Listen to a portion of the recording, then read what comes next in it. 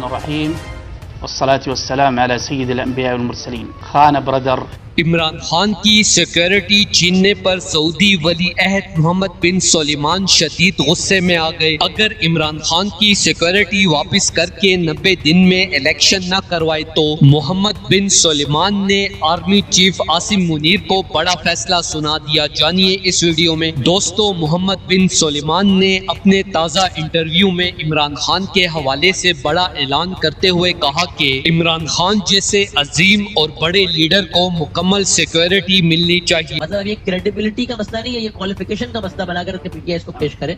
وہ کوالیفائی نہیں کرتا to be a public office holder.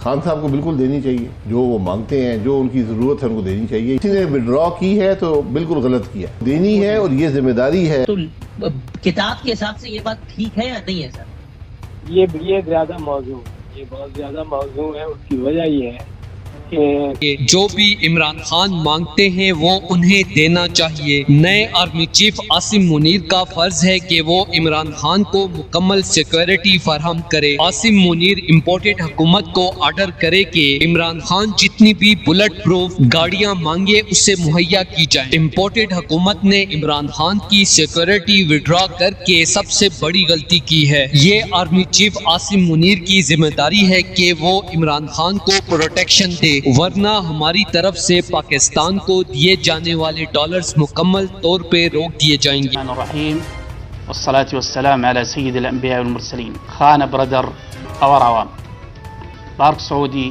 دوستی زندہ باد. دوستو، اس حوالے سے اپنی رائے کا اظہار کامنٹ سیکشن میں دیں. ویڈیو اچھی لگے تو لائک کریں اور اس چینل کو سبسکرائب کریں.